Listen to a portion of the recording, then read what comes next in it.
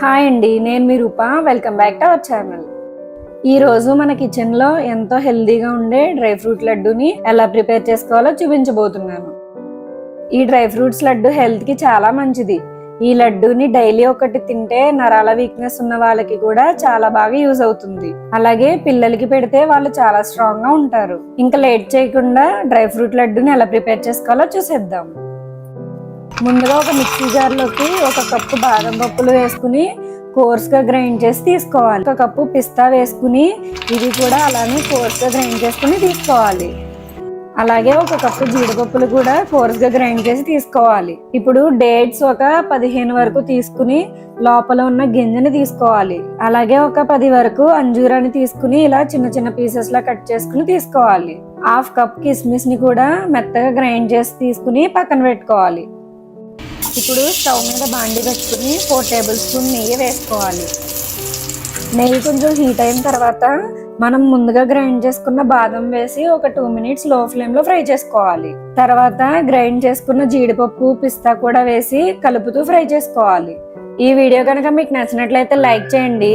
అలాగే మీ friends and family members కి కూడా షేర్ చేయండి.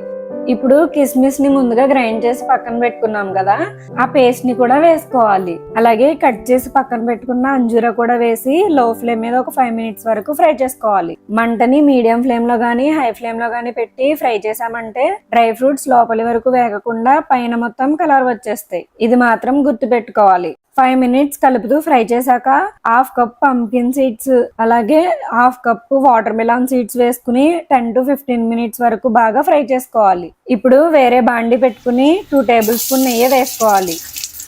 నెయ్యి కొంచెం హీట్ అయిన తర్వాత మనం ముందుగా తీసుకున్న డేట్స్ ని కూడా ఇలా మెత్తగా గ్రైండ్ చేసుకున్న డేట్స్ ని వేసి మంటను లో ఫ్లేమ్ లో ఉంచి ఒక 2 మినిట్స్ వరకు కలుపుతూ ఫ్రై చేసుకోవాలి. 2 మినిట్స్ తర్వాత చూడండి మనకి పర్ఫెక్ట్ గా ఫ్రై అయ్యింది.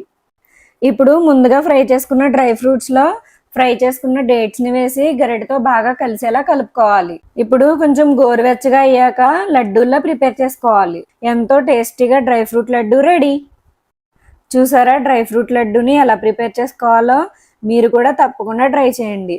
అలాగే మీరు ట్రై చేశాక మీకు ఎలా వచ్చిందో మాకు కామెంట్ చేయండి.